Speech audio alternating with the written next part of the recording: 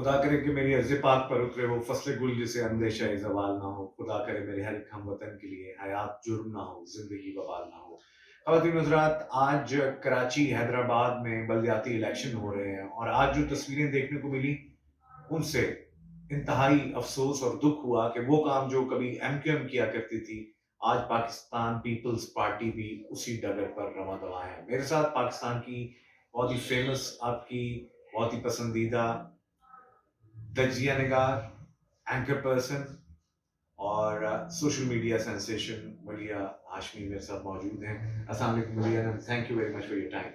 मलिया, आपने देखा, सबसे पहली बात कर लेते हैं कराची की, कि जो आज कराची में जिस तरह की तस्वीरें आ रही हैं, अभी तो रिजल्ट्स भी आहिस्ता-आहिस्ता आ रहे हैं, टर्नआउट बहुत कम रहा और जो तस्वीरें देखने को मिल रही हैं, how do you see that कि ये जो बलदियाती इलेक्शन हुए?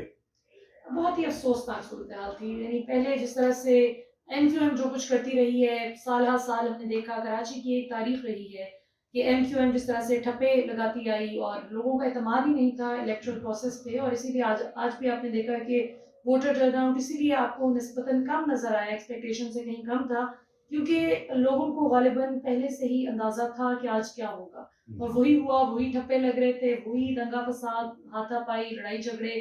तो ये बहुत ही अफ़सोसनाक सूरत-ए-हाल है और इस पे obviously election free and fair तरीके से करवाने वाले के जो ज़िम्मेदारान हैं, आज उनको सवाल करने का दिन है वहाँ। बिल्कुल सही है। अच्छा, मुझे ये बताइएगा कि आप समझती हैं कि ये जो जब एमक्यूएम को साइडलाइन किया गया, तो उसके बाद वो स्पेस जो है वो पाकिस्तान पीपल्स पार्टी ने समहाउ जो है वो फिल कर दी, और ये जो इतना डिले करते जा रहे थे बार-बार बल्दियाती इलेक्शन को, कि आज नहीं तो कल, बल्कि कल तक उन्होंने रात गए 2 बजे मीटिंग के बाद सुबह फिर इलेक्शन कमीशन को कहा, ये टैक्टिक्स थे, ये सारा ग्राउंड बना रहे थे, ठप्पे लगाने वाली जो यानी बनाना रिपब्लिक ही नज़र आ रही है एक तरह बिल्कुल, से और तो। दूसरा वो जानबूझ के लोगों को मिसगाइड करने के लिए भी, अब बहुत से लोग हैं जो फ़ॉलो अप नहीं लेते खबर का, वो हुँ। सुन के ही एक ज़हन बना लेते हैं कि शायद इलेक्शन दोबारा से डिले हो गए। तो ये भी एक बहुत बड़ा फैक्टर है जो बताया जा रहा है वोटर टर्नआउट कम होने का, कि बहुत से लोग कन्फ्यूज़ भी थे, बहुत से ऐसे लोग जो कि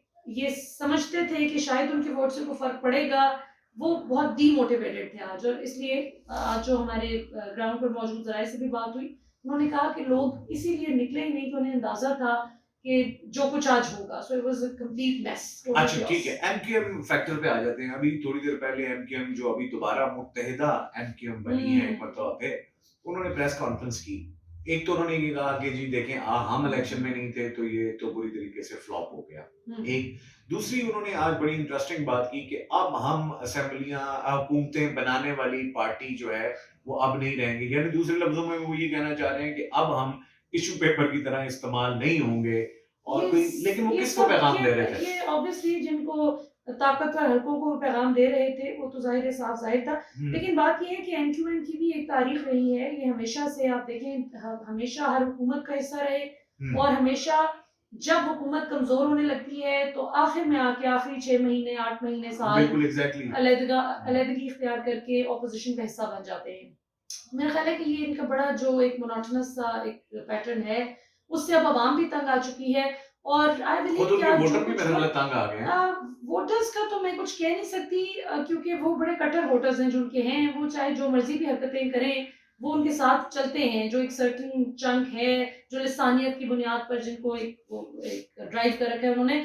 लेकिन ये है कि अफ़सोसनाक बात ये है कि पाकिस्तान के सबसे बड़े शहर कराची का वो शहरी, हुँ। जो चाहता है कि हमारे शहर में अमन-ओ-अमान हो, लॉ एंड ऑर्डर सिचुएशन बेहतर हो, सिक्योरिटी के हालात बेहतर हों, आपको एक फ़ोन चोर डाकू को देने के लिए और एक इस्तेमाल करने के लिए लेकर ना निकलना पड़े घर से। Very right. सो वो चीज़ें वापस लोग चाहते हैं कि कराची रोशनियों का शहर बने, जिसको आज बहुत बुरी तरह से सैबोटेज करने की कोशिश की गई, लोगों की उम्मीद तोड़ने की कोशिश की गई। पीटीआई भी मैं सुन रही थी, पीटीआई के रहनुमा इमरान इमरान इस्माइल और दीगर लोग कह रहे थे कि जी हम कराची को जैम कर देंगे, ब्लॉक कर देंगे अगर ये मैंडेट छीना गया। क्या कर लिया आपने? बिल्कुल। आज सारा दिन टप्पे लगते रहे, आप क्या कर सकते हैं?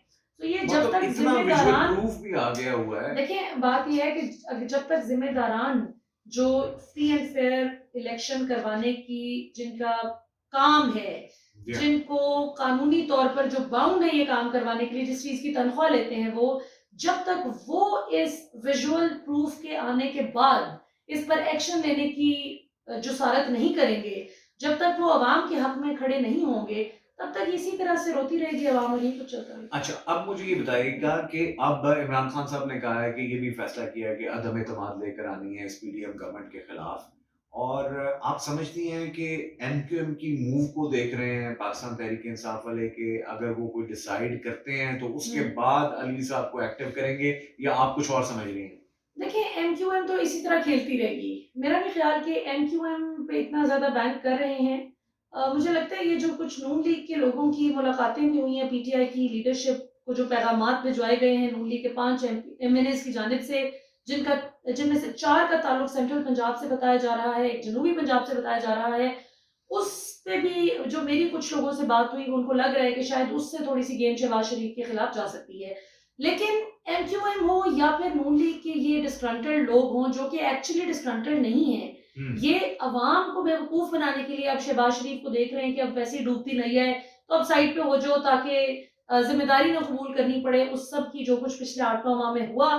तो शहबाज शरीफ तो आइदर वे हार ही रहे हैं ये वोट ऑफ बिल्कुल। कॉन्फिडेंस, जो मेरा एक असेसमेंट है। वो चाहे एमक्यूएम के साइड लाइन होने से हार जाएँ, वो चाहे नून लीग के अपने लोग कुछ अलहदगी इख्तियार कर लें, वो चाहे कोई और पार्टी भी सरप्राइज़ दे सकती है, कुछ और लोग हुँ। भी अगला इलेक्शन बचाने की खातिर, अगरचे बिलावल ने ऐलान कर रखा है कि मैं शहबाज शरीफ को पूरी तरह से सपोर्ट करूँगा इसमें वोट ऑफ कॉन्फिडेंस में। लेकिन कुछ लोग अपनी ज़ाती पॉलिटिक्स, जिनको पता है कि हल्के में बंदे को वोट पड़ता है, पार्टी को नहीं पड़ता, बिल्कुल ठीक वो है। भी अलहदगी इख्तियार कर सकते हैं। तो ये शहबाज शरीफ के लिए कोई सरप्राइज़ नहीं होगा इस बात में। अच्छा, माय लास्ट 2 क्वेश्चंस। पहला सवाल मेरा ये है कि केपीके इमरान खान, ये जो पिछले 1 हफ्ता गुज़रा है, इमरान खान साहब की री-इमर्जेंस को आप कैसे देखती हैं? जो कह रहे थे जी इमरान खान सियासत से बाहर ये, लेकिन इस वक़्त लग ये रहा है कि इमरान खान ही हैं जो इस वक़्त पाकिस्तान की सियासत को जो है वो जिस तरफ चाहे मोड़ दें। नहीं, ये तो पिछले 8-9 महीने से यही है। ये पता हुँ, नहीं किसको लग रहा था कि हुँ, वो नहीं चला रहे। इमरान खान ही पिछले 8-9 महीने से 13 जमातों को तिगनी का नाच नचा रखा है इन्होंने। इन 13 जमातों ने मिलकर अवाम को तिगनी का नाच नचा रखा है और इमरान खान ने इन 13 जमातों को आगे लगा वेरी रखा है। गुड। और फिर आप देखेंगे जिस तरह से इमरान खान के दौरे हुकूमत में भी हेडलाइन हर खबर की इमरान खान थे। आज अगर तनकीद भी कर रहे हैं, तनकीद का निशाना भी है, तो वो मीडिया जो इमरान खान के बहुत खिलाफ है, मीडिया का वो चंग, अक्सरियती चंग, वो आप देख लें आज भी इमरान खान के नाम से पैसे कमा रहा है। बिल्कुल ऐसे तो ही। ये Imran Khan he is been the main driving force Pakistan's politics. आज भी पाकिस्तान की पॉलिटिकल नहीं, लैंडस्केप उनको पर गोली जो लगने भी के होता बाद है। वो थोड़ा-सा उनकी तरफ से थोड़ी कामनेस आ गई थी, और नून लीग और पीडीएम जो है वो अचानक से बहुत दावे कर रहे थे। वो जैसे आप पंजाब असेंबली को ही खाली देख लें। देखिए, वो तो उन दावों ने इनको बड़ा हुँ, बेड़ा गर्क भी किया ना इनका। जी, फॉर इंस्टेंस इमरान खान को जब गोली लगी, जी, तो उस पर नून लीग की एक्साइटमेंट जो है वो इन्हीं पे बैकफायर कर गई, इन्हीं के खिलाफ गई कि भई बिल्कुल। Why are you so excited? इसका मतलब है कि आपका भी कुछ लेना-देना था इस बिल्कुल। हरकत से। तो ये जो भी इन्होंने किया है बैकफायर ही किया है। उसकी बुनियादी वजह ये कि नीयत में फ़ुतूर है, अवाम के लिए ना कुछ करने आए थे, ना कुछ किया बल्कि बेड़ा गर्क कर दिया। 1100 अरब रुपए से ज़ायद के अपने करप्शन केसेस खुद ही खुद को माफ़ कर दिए कवानीन में तब्दीलियाँ करके।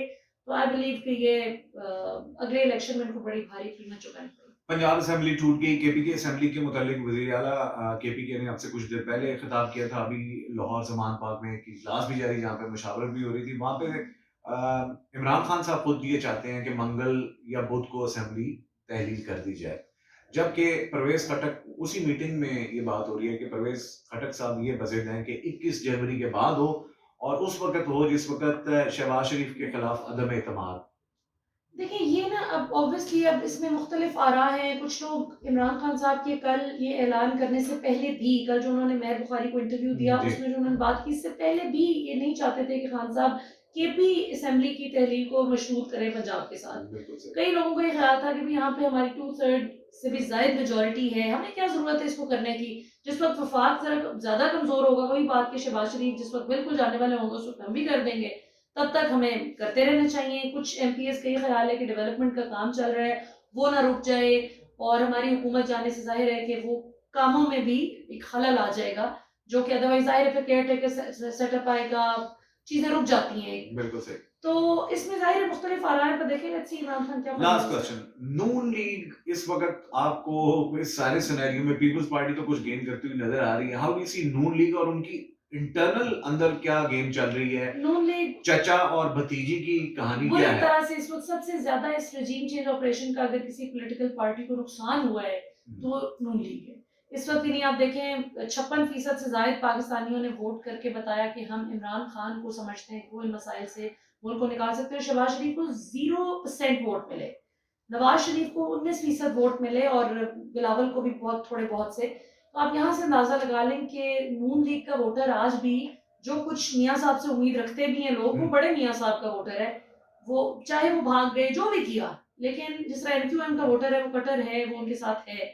शहबाज शरीफ को सबसे ज्यादा इसका नुकसान हुआ है और उनकी कोई अखलाकी अब वो रह नहीं गया जवाज कि वो अब उस कुर्सी से चिमटे रहें, जबकि 0% अवाम समझती है कि वो इन मसाइल से निकाल सकते हैं। लास्ट, आपका दिल तो जो चाहता है वो ठीक है, लेकिन मुझे ये बताएं कि आपको जनरल इलेक्शन होते हुए नजर आ रहे हैं?